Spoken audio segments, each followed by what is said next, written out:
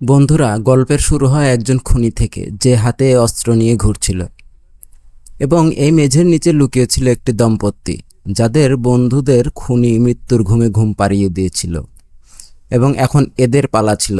তাই দুজনেই খুব ভয়ে কাঁপতে কাঁপতে লুকিয়ে থাকে এবং যেই বাইরের দিকে যায়, খুনি তৎক্ষণাৎ তার উপর হামলা করে এবং তার ধারালো অস্ত্র দিয়ে তার গলা কেটে মেয়েটির দিকে ছুঁড়ে দেয়, যা দেখে মেয়েটির চিৎকার বেরিয়ে যায় এবং সে তার জীবন বাঁচাতে তাড়াতাড়ি সেখান থেকে পালাতে শুরু করে।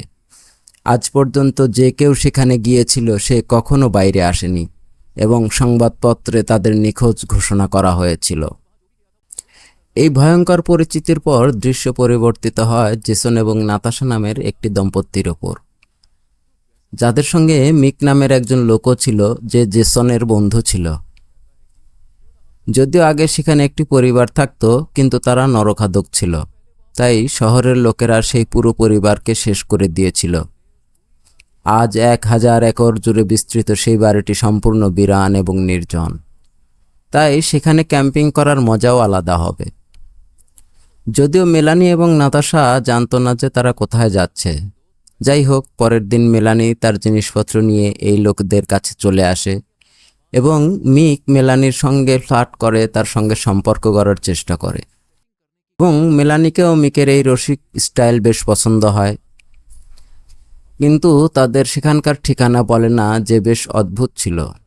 এটা দেখে মিক ব্লু নামের একজন বয়স্ক লোকের কাছে গিয়ে তাদের কাছে চার্লিস ফার্ম সম্পর্কে জিজ্ঞাসা করে, যার উপর ব্লু বলে যে অনেক বছর আগে আমিও আমার বন্ধুদের সঙ্গে সেখানে গিয়েছিলাম। তাকে থামানোর জন্য ব্লুর একজন সঙ্গী মিকের কাছে এসে তাকে আবার সেখানে না যাওয়ার পরামর্শ দেয়, যার জন্য বিরক্ত হয়ে মিক তার সঙ্গে ঝগড়া শুরু করে বসে এবং রাগের মাথায় সেই লোকটিও মিককে চার্লিস ফার্মের ঠিকানা বলে দেয়, যেখানে তাদের জন্য মৃত্যু অপেক্ষা করছিল। এবং আগুন জ্বালিয়ে যখন চারজন বসে থাকে, তখন নাতাশা চার্লিস ফার্মে যেতে অস্বীকার করে, কারণ সবাই সেই জায়গাটিকে বিপজ্জনক বলছিল। কিন্তু মেলানি সেখানে যেতে চেয়েছিল যাতে সে সেই হরর হাউসের অভিজ্ঞতা নিতে পারে। মিক এখন তাদের বলে যে আমি তোমাদের চার্লিস ফার্মে নিয়ে যাব, কারণ তারা ফার্মে কাজ করা অনেক লোককে হত্যা করে খেয়ে ফেলেছিল। জনের বেশিরভাগ শিকার হতো মেয়েরা, যাদের সে ব্যাট দিয়ে বেঁধে শারীরিকভাবে নির্যাতন করত। যখন মেরেডিথ তাদের হত্যা করে খাবার তৈরি করে পরিবারকে খাওয়াতো, চার্লির ব্যাপারে একদিন কিছু লোক, যাদের মধ্যে ব্লুও ছিল, তারা সেই পরিবারের বাড়িতে চলে আসে, কারণ সবাই জেনে গিয়েছিল যে এই পরিবার নরখাদক। কিন্তু জন তার ভুল স্বীকার করেনি এবং রাগের মাথায় ব্লু জনকে হত্যা করে। যখন মেরেডিথ জীবন বাঁচিয়ে বাড়ির ভিতরে লুকিয়ে যায় এবং বলা হয় যে আজও চার্লি জীবিত আছে, এই ভয়ঙ্কর গল্প শোনার পর নাতাশার তো ঘাম ছুটে গেল। কিন্তু মিক তাকে বোঝায় যে এটা শুধুই একটি গুজব, তাই আমাদের সেখানে যাওয়া উচিত, যার উপর নাতাশাও রাজি হয়ে গেল। পরের দিন সকালে টনি নামের একজন লোক তাদের সঙ্গে দেখা করতে আসে, যার উপর টনি বলে যে তোমরা সেখানে যেও না, এটাই ভালো। কিন্তু জেসন তো ঠিক করে ফেলেছিল যে সে সেখানে যাবেই যাবে, তাই টনির কাছে ঠিকানা বলার জন্য জেদ ধরে এবং টনিও তাকে লোকেশন বলে দেয় এবং সতর্ক থাকতে বলে। যার পরে এই লোকেরা জিপে করে চার্লিস ফার্মের দিকে রওনা দেয় এবং সামনে জিপ আর যেতে পারছিল না, তাই জিপটি সেখানে রেখে তারা পায়ে হেঁটে এগিয়ে যায়। প্রায় 2 কিলোমিটার পায়ে হাঁটার পর অবশেষে তারা চার্লিস ফার্মে পৌঁছে যায়, যা বেশ জরাজীর্ণ অবস্থায় পড়েছিল। কিন্তু তবু এই লোকেরা এটি দেখে খুব খুশি হয়। বাড়িটি ঘুরে দেখার সময় তাদের একটি ঘর চোখে পড়ে, যার দরজা তালাবদ্ধ ছিল। কিন্তু মিক কিছুক্ষণ পরিশ্রমের পর এই দরজাটি খুলে ফেলে। যখন সবাই ভেতরে গিয়ে দেখে, তখন তাদের চার্লির শৈশবের একটি টেডি বিয়ার পাওয়া যায়, যা মেলানির কাছে বেশ সুন্দর মনে হয়। যদিও নাতাশা তাকে এটি করতে নিষেধ করে, কিন্তু সে তার কথা একদম শোনে না এবং তার ব্যাগে টেডিটি রেখে দেয়। জেসন যখন একটি ঘরে যায়, তখন মেঝেতে রক্তের দাগ চোখে পড়ে। এটি ছিল সেই ঘর যেখানে অ্যাম্বার নামের একটি মেয়ের হত্যা হয়েছিল। এখান থেকে গল্প অতীতে ঘুরে যায়। যখন শহরের লোকেরা বাড়ির ভিতরে প্রবেশ করে, তখন তাদের অ্যাম্বারের মাঝখান থেকে ছিন্ন ভিন্ন মৃতদেহ সামনে পড়েছিল, যেখানে আরও কিছু লোকের মৃতদেহ ছিল যা পচে গিয়েছিল। যেন তারা বছরের পর বছর ধরে সেখানে পড়েছিল।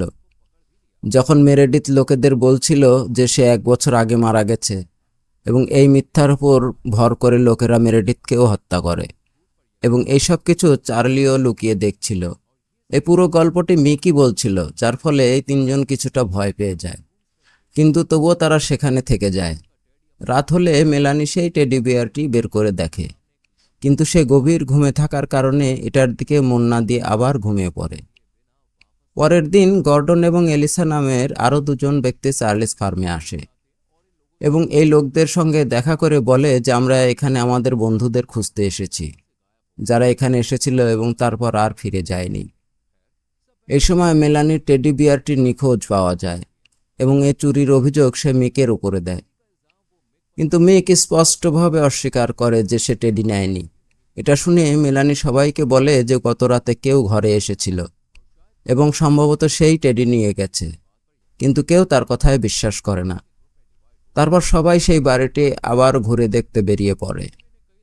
কিছু দূরে মিক এবং মেলানি একটি অন্ধকার গর্ত চোখে পড়ে, যেখান থেকে খুবই ভয়ঙ্কর দুর্গন্ধ আসছিল, কিন্তু অন্ধকার এত বেশি ছিল যে কিছুই দেখা যাচ্ছিল না, এবং তারা এগিয়ে যায়, কিন্তু তারা জানতো না যে সেই গর্তটি কতটা বিপজ্জনক ছিল।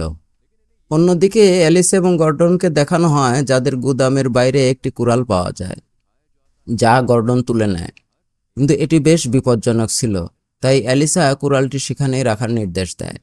গর্ডনকে নিয়ে গুদামের ভিতরে যায়, যেখানে একটি বিছানা ছিল যেখানে চার্লি ঘুমাতো, কিন্তু তারা এই বিষয়টি বুঝতে পারে না। এবং যেই তারা 2 জন বাইরে বের হচ্ছিল, হঠাৎ চার্লি কুড়াল হাতে সামনে এসে যায় এবং তার ভয়ঙ্কর দানবের মতো রূপ দেখে অ্যালিসার তো পায়ের নিচের মাটি সরে যায়। কয়েক মিনিটের মধ্যে চার্লি অ্যালিসাকে খুঁজে তাকে অজ্ঞান করে দেয় এবং তারপর মাটিতে শুইয়ে নির্মমভাবে তার মাথা ট্র্যাক্টরের চাকা দিয়ে পিষে হত্যা করে। যাদেরও একটি গুদামের মতো জায়গা পাওয়া যায়, যার ভিতরে শুধু জেসন যায়। এর মাঝে এখন মেলানি এবং মিককে দেখি, যারা হ্রদে কিছু সুন্দর রোমান্টিক মুহূর্তে একসঙ্গে কাটাচ্ছিল, কিন্তু হঠাৎ মেলানি চিৎকার করে, কারণ তার সামনে দাঁড়িয়েছিল চার্লি। সে মিক এবং মেলানির রোমাঞ্চে বাধা দিয়ে পুরো মুড নষ্ট করে দিয়েছিল, তাই সে তার কাছে গিয়ে তাকে ভালো মন্দে বলতে শুরু করে, কিন্তু চার্লির উপরে এর কোনো প্রভাব পড়ে না, বরং সে তো হাসতে থাকে। তারপর হঠাৎ হাতে থাকা অস্ত্র দিয়ে হামলা করে। চার্লির পরবর্তী লক্ষ্য ছিল মেলানি, তাই সে হ্রদ থেকে বেরিয়ে তাড়াতাড়ি সেখান থেকে পালাতে শুরু করে, কিন্তু চার্লির হাত থেকে বাঁচতে পারে না। চার্লি তাকে তাড়াতাড়ি ধরে মাটিতে ফেলে দেয় এবং নির্মমভাবে তার নিচের চোয়াল উপড়ে তাকে হত্যা করে। এখন সে জেসনকে খুঁজতে শুরু করে। অন্যদিকে আমরা নাতাশাকে দেখি যে এখন জেসনের বাইরে আসার জন্য অপেক্ষা করছিল, কিন্তু অনেকক্ষণ পরেও যখন জেসন বাইরে আসে না, তখন সে নিজেই ভিতরে চলে যায়। এটা দেখে হতবাক হয় যে জেসন সেখানে ভয়ে কাঁপতে কাঁপতে বসেছিল। যে ভয়ে কাঁপতে কাঁপতে নাতাশাকে বলে যে আমি এখানে কাউকে দেখেছি যার হাতে একটি বিপজ্জনক অস্ত্র ছিল। যদিও শুরুতে নাতাশার মনে হয় এটা একটা মজা, কিন্তু যখন চার্লি এখানে আসে তখন সে জেসনের কথায় বিশ্বাস করে এবং দুজনেই চুপ করে বসে থাকে। এর আগে জেসন কিছু বুঝতে পারে, চার্লি নির্মমভাবে তার গলা কেটে তাকে হত্যা করে এবং নাতাশা যেই বাঁচতে পালায়, চার্লি তাকেও ধরে ফেলে এবং যখন তার চোখ খোলে তখন সে একটি কাঠের বাক্সের মধ্যে বন্দী ছিল, যা ভেঙে নাতাশা সহজে বাইরে বেরিয়ে আসে। তখনই তার বাইরে যাওয়ার সিঁড়ি চোখে পড়ে। যেই সে সিঁড়িতে হাঁটার চেষ্টা করে, চার্লি সেখানে চলে আসে, কিন্তু নাতাশা তার চোখে পড়ার আগেই লুকিয়ে যায় এবং যেই চার্লি সেখান থেকে চলে যায়, নাতাশা তাড়াতাড়ি বাইরে বেরিয়ে যাওয়ার চেষ্টায় লেগে যায়, কিন্তু তখনই চার্লি কুড়াল দিয়ে আঘাত করে ব্লুকেও হত্যা করে। এখন নাতাশার পালা ছিল, তাই সে সাহস দেখে তাড়াতাড়ি ব্লুর বন্দুক নিয়ে চার্লিকে গুলি করে মাটিতে ফেলে দেয় এবং তৎক্ষণাৎ ট্রাকের দিকে দৌড়াতে শুরু করে। কিন্তু তখনই, তাহলে বন্ধুরা, এই গল্পটি তোমাদের কেমন লাগলো? মজার লাগলো, তাই না? তাহলে ভিডিওটি একটি লাইক করে এবং শেয়ার করে চ্যানেলটি সাবস্ক্রাইব করুন এবং বেল আইকনটি টিপুন, যাতে আগামী মুভির ব্যাখ্যাগুলো মিস না হয়।